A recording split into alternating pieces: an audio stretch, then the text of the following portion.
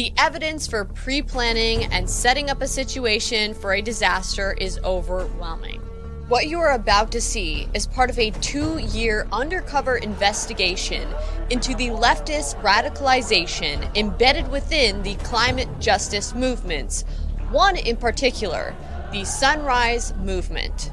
These escalations, these actions can be really, really dangerous. Uprisings, including actions like burning buildings, are legitimate and powerful forms of resistance. So last night, when that police station went up in flames, me and my girlfriend, we poured shots. We were happy. This moment in history is a coin toss between freedom and fascism. In this first video, we are going to show you how the Sunrise Movement played an instrumental role in carrying out mayhem in the name of bringing about the Green New Deal. We have sources within these groups to get to the bottom of where all of this leftist radicalization is coming from and what their end game is. And any politician must back a Green New Deal or make way for the leadership who will. We have their plans, manuals, intercepted communications, and have recordings of their Zoom chats. The reason why the screens of these people in the Zoom are blurred is because they are minors. What we didn't expect to find were organizers radicalizing middle school and high school aged children, teaching them military tactics and preparation for high-risk actions. Some of these tactics include escalation provocation techniques, blocking freeway traffic, and how to get arrested, bogging down law enforcement in the name of destroying capitalism to make way for their Green New Deal. Why be in school if we're not going to have a future? What some parents may have thought were innocent youth organizations, genuinely fostered and ran by children, are actually monolithic structures with private intelligence military contractors and foreign interests influencing children to carry out their subversive objectives. Everybody get arrested. Powers come down. Behind the Sunrise Movement is an organization called Momentum. Just some quick things to keep in mind is that when we escalate, our target is always the public. So even if we're targeting a senator or another decision maker, escalation should be a response, not a reaction to what's going on. And I think again, just what that means is your escalation should be deeply grounded in your movement's DNA. It should be deeply grounded in your strategy, not just a knee-jerk sort of bottlenecked reaction. Instead of studying in a classroom, we're building an army of young people across the country starting right now. So we'll be thousands strong by the time the election arrives. They are calling on children to help escalate the mayhem. These escalations, these actions can be really, really dangerous for a lot of folks. There's a lot of, especially I think with escalated actions, often police are involved, or there's there could be nasty onlookers, or you're doing an action in DC and there's a bunch of really evil MAGA teens over in the corner. Notice they want privileged white suburban children to be on the front lines of the risk actions. A really important thing to think about as Sunrise, which is right now a predominantly white and predominantly upper middle managerial class movement. Every one of us has a lot of work to do to end these systems, and the more privilege we have in relationship to Blackness, the more responsibility we have to fight to end these systems. Organizers of these youth non-government organizations, or Youngos, embellish white supremacy as a systemic problem, hyper-focusing on statistically rare instances of racial inequality and injustice, while ignoring great strides of progress the United States has made over the past century towards equal opportunity and criminal justice reform. Do you think that race plays a part in wealth distribution, or either a mindset that you can't or Today? cannot? Yeah. No. You don't? No, I don't. Hey, you and I, we're proof. Why would race have anything to do with it? A lot of white kids love rap. Yes. Explain that. What does that say to you? What's the message of it? What's the bigger picture of it? I thought that was clearly a message that there was no such thing as racism. To anyone who believes that America is institutionally racist, I'll challenge you to do this. Go into communities and deal with problems by examining the roots of those problems. Education, a family structure, the growth of liberalism to a point of progressivism beyond any imagined course. What's your thought on Black Lives Matter? Don't come at me with that dumb man. President Trump has done a lot that positively affected the black community, but you won't ever hear the mainstream media talking about that. Not all people who are locked up are individuals who don't deserve a second chance. And so this is about second chances and giving people opportunity. The White House is championing a criminal justice reform bill that would, among other things, implement sentencing reforms, create programs to help inmates thrive on the outside, and grant early release for completion of those programs. This council will coordinate efforts across the entire federal government to deliver jobs, investment, and growth to the communities that need it the most. The Green New Deal is not about climate change. It's about climate justice. Essentially, they're blaming climate change on white people. We won't have a Green New Deal that works for everyone unless we concurrently address the sickness that lies in the soul of America in things like white supremacy. The events that erupted in Minneapolis, Minnesota, were not a spontaneous reaction to the murder of George Floyd. These were well-planned events, anticipating some perfect trigger points to bring about the new normal, a world without police, without borders, without industry, without wealth, without private property, without an economy. A world based on communist ideals embedded within the Green New Deal. Organizers on the ground need money right now. We got to move that money to our comrades. However, in order to normalize policies set forth by the Green New Deal, crises have to be capitalized on to further their agenda while destroying the great accomplishments of civil rights movements of the past. The facts show that 50 years of epic civil rights battles for specific rights, and after 3 decades of changing social and political realities, a once oppressed people are no longer that. The breakout of riots in Minneapolis, Minnesota was a powder keg long in the making. From abusive police training, utilizing warrior and fear-driven tactics, to key radical players and organizations put in place. And it's khakis and a white shirt covered in swastikas, goes up in flames. Thousands of people here, and the police don't really have it separated between the people pro-Trump and the people against Trump.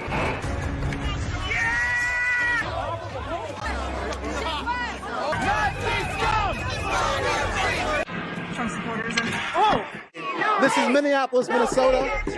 What led up to George Floyd's death was avoidable and unnecessary. The evidence for pre-planning and setting up a situation for a disaster is overwhelming. The goal was to kick off a national and international revolution of the likes the world has never seen, based off preventable and even instigated situations, creating political capital for leftist radicalization. In 2017, the stage had been set. It needs to change now. It needs to start with each and every one of you. The youth climate strike at the Minnesota State Capitol, a breeding ground for recruitment, was recorded and promoted by Unicorn Riot, a leftist media organization based out of Minneapolis, with video libraries promoting Antifa, who provided the most up-and-close coverage of the Minneapolis riots. Less than 2 days after George Floyd's murder circulated on social media, The Sunrise Movement organizers are already calling their young members to action. We are currently witnessing, an uprising. I believe it's extremely important that we come together as a movement to look at the roots of this violence and resistance and what our work has to do with ending white supremacy. We are here to fight back collectively against that system. So Black organizers and multiracial groups of organizers in Minneapolis have been building power in the city for years now. And part of what they've been able to do with that power is to bring a lot of the city on their side. So not only does this organizer admit that the apparent chaos is organized and orchestrated, but suggested that setting buildings on fire is a legitimate form of resistance. What we are seeing is not just chaos, we're actually seeing resistance and organizing. And what we know is that uprisings, including actions like burning buildings, are legitimate and powerful forms of resistance and are resisting brutal and violent and dehumanizing systems like white supremacy. And that property is something that can be recovered. So behind this alleged climate change movement is the goal of abolishing law enforcement and no longer having police. These are organizations that have built strength and power over the past 6 years of the Black Lives Matter movement in Minneapolis, running strategic campaigns to defund the Minneapolis Police Department, oriented around a vision of the abolition of police. So the idea that we're actually fighting for a world without police. And these campaigns that folks are running are strategic and they're winnable. And we can make huge gains toward it in moments of uprisings like these.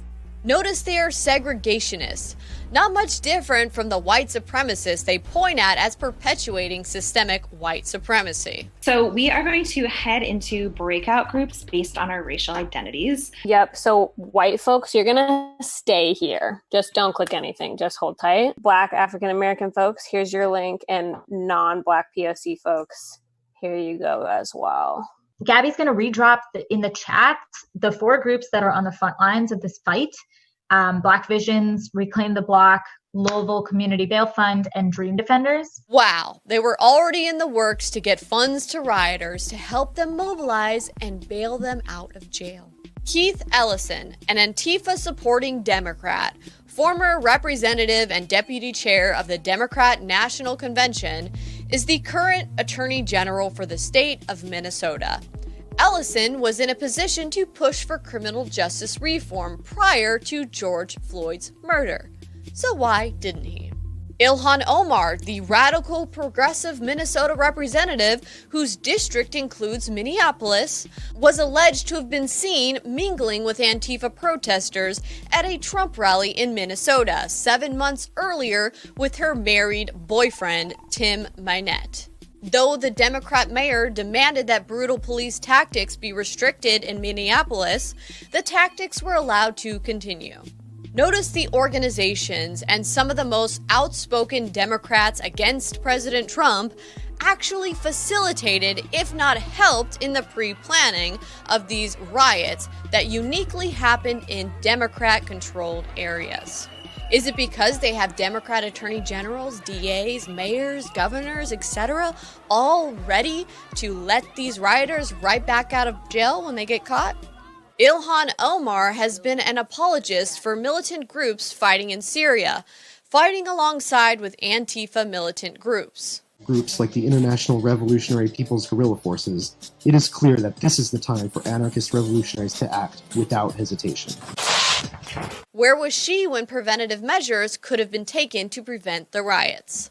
Facial recognition has confirmed that 𝐫𝐢𝐸 Omar and her boyfriend Tim Minette were in attendance at the riots following the Trump rally in Minneapolis. Oh yeah, and did I mention her daughter was promoting Antifa during the riots? And the governor of Minnesota's daughter was tweeting out police locations to Antifa during the riots. Or how about Keith Ellison's son, a legislator in Minnesota, calling for police abolition? And what about Representative Kane, Hillary Clinton's running mate? His son's involved with these Antifa groups as well. The person that we know inside sent off a bunch of their internal communiques to the DOJ, and then, interestingly, Discord put out a public statement saying they won't help aid terrorism and put out a warning. Then, on Twitter, we saw lots of these leftist Black Lives Matter and Sunrise Movement kids all saying, don't use Discord anymore, switch to Signal. It's also interesting that Jack Dorsey also at the exact prime moment put out a tweet saying everyone switch to Signal. 19 of our 30 endorsed candidates won their seats. And we endorsed and elected some amazing candidates, including Alexandria Ocasio-Cortez, 𝐫𝐢𝐨𝐿 Omar, Ayanna Pressley, and Rashida Tlaib. The same Sunrise Movement organizers that helped get the squad into office also helped set the stage for the mass protests, burning of buildings, escalation of destruction in Minneapolis, and throughout the United States, using George Floyd's death as their trigger moment to launch their communist revolution.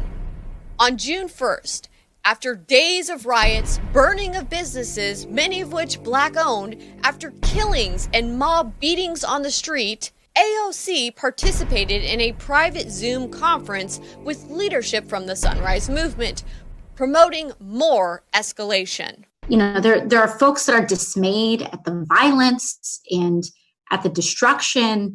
When we talk about police abolition, and people say that this is a radical demand, you know what police abolition looks like? It looks like a white, affluent suburb. And when it comes to environmental justice, it's the same thing. And so I just thank each and every one of you for leading that systemic change, for ushering that systemic change. Why did it take so long for the police to file charges and for the district attorney's office to move towards criminal prosecution? There was plenty of video evidence circulating on social media to justify immediate action by local law enforcement. Why? Is it because it allowed for more escalation and shift of blame towards the organizers' true goal, going after President Trump, his supporters, and the American justice system? Why was the graphic video of George Floyd allowed to circulate on social media without age restrictions? Many violent graphic videos and videos committing crimes and promoting criminal activity were allowed to circulate on social media. Why? This stirred the pot, invoking rage and racial division, sparking mayhem across the nation. Social media platforms also served as tools for rioters and looters to communicate, coordinate, and undermine law enforcement's ability to quell the situation. Last night, when that police station went up in flames, me and my girlfriend, we poured shots. We were happy. It was a celebration in this house. Multiple police stations in Democrat-ran areas were set on fire and destroyed. Why? Running strategic campaigns to defund the Minneapolis Police Department, oriented around a vision of the abolition of police. So the idea that we're actually fighting for a world without police. And watch, the charges against the police officers probably won't stick. And another set of race riots will be launched demonizing Trump and his base. Not the Democrat leadership that created this mess. Oh no, white people that foolishly take the bait and grovel thinking that their submission to skin-deep guilt will serve as their penitence for fake racial division. I work for Black Lives Matter. I'm sorry that I scared you. But since I work for that company, my CEO has told me to come out today and to bring you on your knees because you have white privilege. And could you just please apologize for your white privilege? Just apologize? I am. You a racist? You a racist? I don't think so. Yeah, whatever. What is a racist, guy? You don't even know what it is. It's not in the dictionary. It's not even an English word, man. It's a game that you play on a street corner. This is just the beginning. In our next video, we will show never-before clips of Sunrise Movement organizers claiming to have been sexually assaulted by Democrat presidential candidate Joe Biden and other Democrat leaders. Lucy Flores started coming forward about Biden last year, it opened up this whole space to talk about this that hadn't existed before. What he did to her and to me and to other women who came forward was wrong and harmful. My story is one that I was assaulted by a currently elected Democrat. We're going to keep pressuring Biden and we have a lot of leverage right now to do that. And right now, what we're really trying to lean into is hearing feedback from folks in the movement, hearing about what people think is the most strategic thing for us to do, and we're really not like rushing into anything. They openly discuss exploiting their own victimization to leverage Joe Biden into having AOC as part of his campaign's climate change task force team, while teaching middle and high school children how to sacrifice their own moral standards for political gain. Please remember to share my articles and my video reports about this so you can share the truth and spread it far and wide. There's too much fake news out there, and this is a very critical time where we need you guys to help disseminate information as much as possible. Please remember to always check back in at millennialmillie.com for more exclusive reports. You can also support me at Millie Weaver on Subscribestar by making a donation, or you can go to InfoWarsStore.com and make a purchase. Thank you so much. What are champions made of? Here's a man who can show you.